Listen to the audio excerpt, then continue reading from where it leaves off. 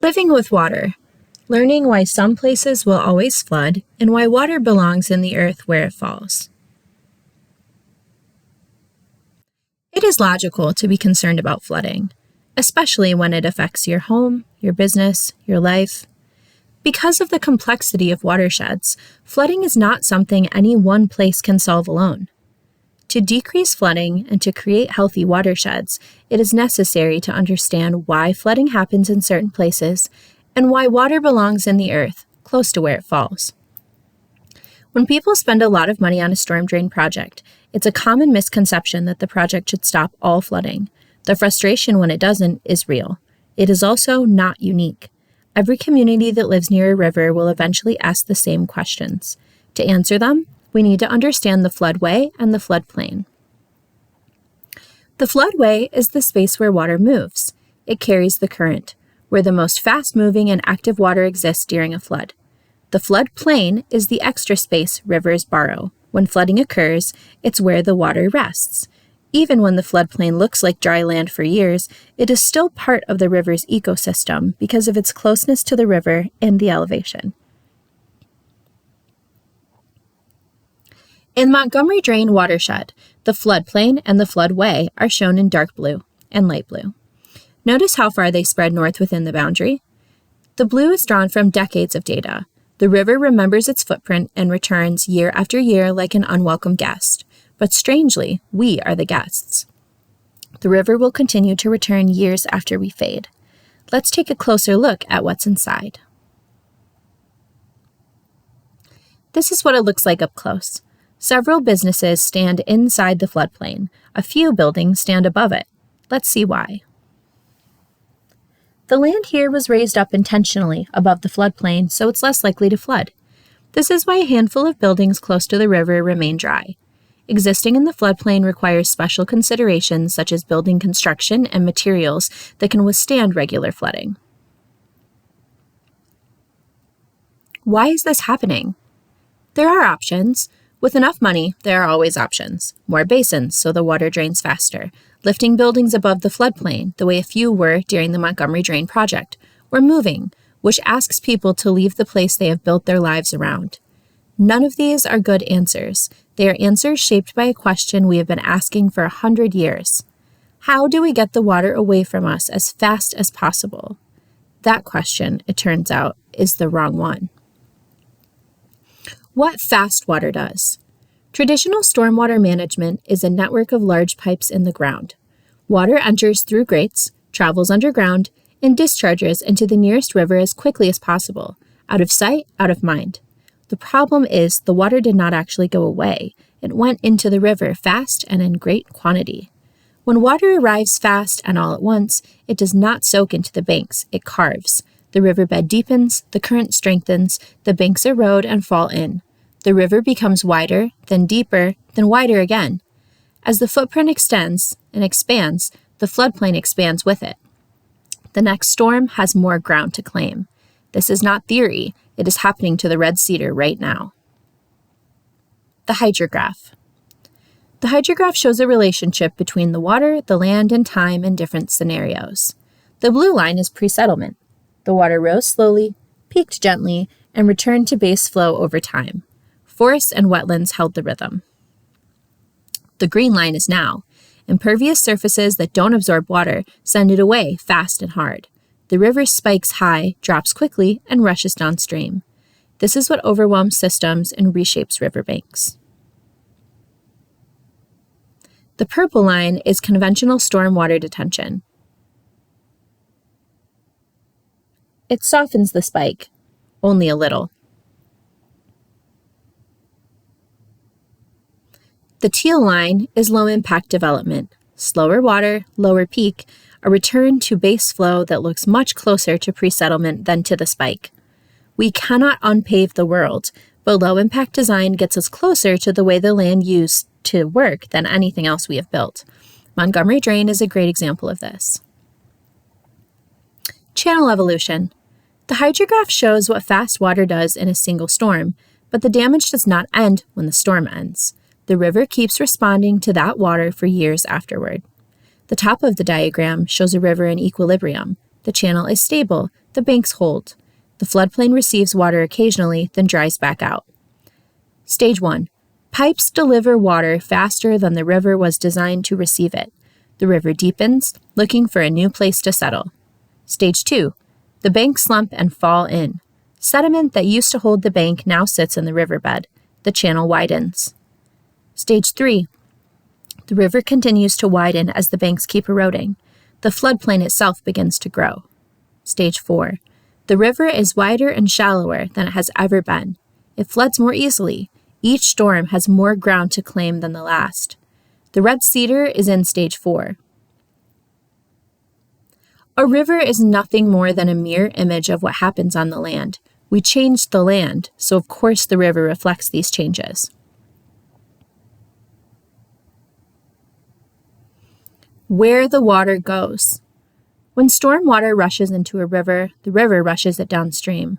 The red cedar feeds the Grand feeds Lake Michigan feeds the rest of the Great Lakes. When the Great Lakes fill past capacity, the overflow rushes over Niagara Falls and into the ocean.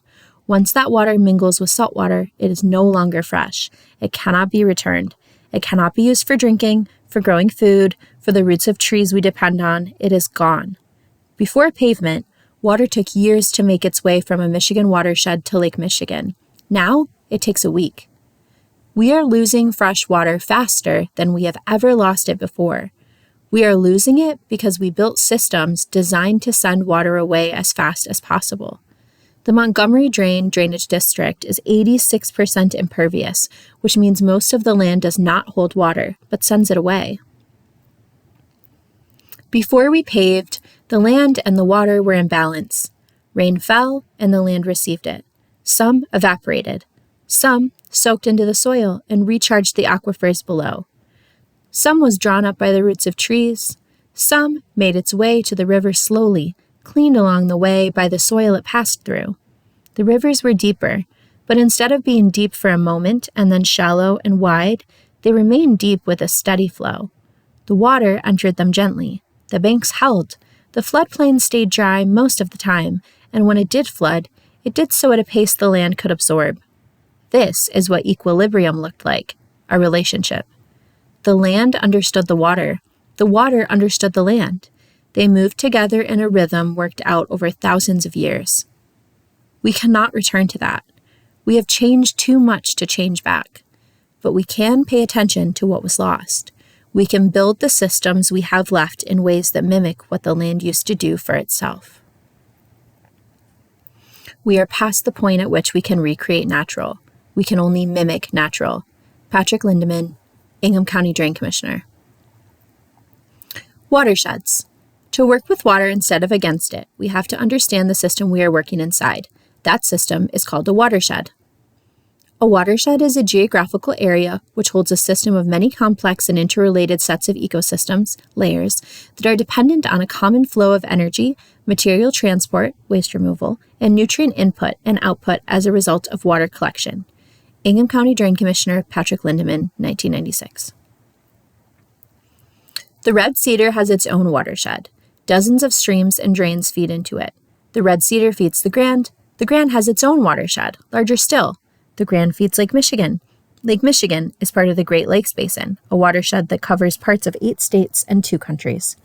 Every drop of water that falls is part of a watershed, and every watershed is part of a larger one. This map shows the Montgomery Drain watershed with the Montgomery Drain flowing through it. The Montgomery Drain is only one in a series of hundreds of drains that flow into the Red Cedar and its watershed. Click to see the extent. It can hold back the first 2.5 inches of rain on land, which is a teaspoon in comparison to the hundreds of other drains. In an ideal world, every drain would hold back their water as well and keep it on land. This would bring the land and the water closer to equilibrium. Patrick Lindemann can manage the Montgomery Drain watershed. He cannot manage the entire Red Cedar watershed, which spans 3 counties. This is not a failure of Lindemann nor of the Montgomery Drain project. It is the structure of the problem. How does water enter this area? There are 2 reasons water rises here. The first is rain that falls in this watershed. The Montgomery Drain captures the first 2.5 inches of this rain, the dirtiest and most dangerous flush, and circulates it through ponds, rain gardens, and waterfalls until most of it evaporates back into the sky or soaks into the ground. Very little of it ever reaches the river. Montgomery Drain uses low-impact design to keep water in circulation on land close to where it falls. The second is water that flows here. The Red Cedar starts and ends far beyond this watershed. It carries water from other developments, other decisions, other places. Even when no rain falls here, the rivers can still rise. We are feeling the impact of decisions made miles upstream. Timing matters too. A short, intense storm and a slow rain that lasts for days create different problems. Flow is water moving, measured by rate. Volume is water sitting, stored, standing, measured by the space it takes up. Duration builds volume. The longer water accumulates, the less time it has to move before the next wave arrives. And upstream rain does not arrive instantly. It takes time to reach us. This is called lag time, and it means the river can rise here hours or days after a storm ends somewhere else entirely. When it rains here, and also rains miles away, both meet. The first 2.5 inches we can clean and store. Anything beyond that is outside of our control. The channel of the Red Cedar becomes a bottleneck. The water overwhelms the banks with great speed. It erodes the bank, and the river becomes wider, shallower, and more likely to flood next time. Not all flooding looks the same. A short, intense storm brings water fast and drains relatively fast. Upstream flooding is slower and more relentless, and the river doesn't have to overflow its banks to cause problems. When it rises, it pushes back into the groundwater. Water finds every low point. This drain was designed to handle what falls within its boundaries, 1 square mile. The Red Cedar watershed spans multiple counties. The storm that tests this drain's limits is a completely different scale of the event than a storm that tests the rivers. The river carries millions of gallons from places this drain has no connection to and no control over. They are not the same problem. The relationship between how the river acts and how the Montgomery Drain responds can be seen on hydrographs that have been overlaid, available here. When you look at them, you can see how insignificant the design storm for the Montgomery Drain is in comparison to the river. The water is going to go where elevation and gravity send it. No drain can change that. What is the Montgomery Drain for? The primary goal of the Montgomery Drain's design is to clean pollution out of the water and slow down the flow, keeping more of the water on the land and out of the river. 2.5 inches of runoff is considered the first flush, the dirtiest water that enters the drain, and it's what this system cleans and circulates. If every drainage district and every watershed did this, holding its own water instead of rushing it to the nearest river, the rivers would carry less. The Great Lakes would fill more slowly, less water would be lost over Niagara Falls, the hydrograph would soften, the channel would stop widening. The floodplain would still flood because floodplains will always flood, but it would flood at a pace the land could absorb. This is what Montgomery Drain is a model for, uniting the water with the land, slowing down the flow, and mimicking the natural cycles that work best. Rethinking our relationship with water. We cannot undo the pavement. We cannot return to a fully natural system, but we can slow the water down. We can let it stay in the earth, close to where it falls. We can clean it on the way through. Montgomery Drain is one piece. It does what it was built to do. It filters the first flush.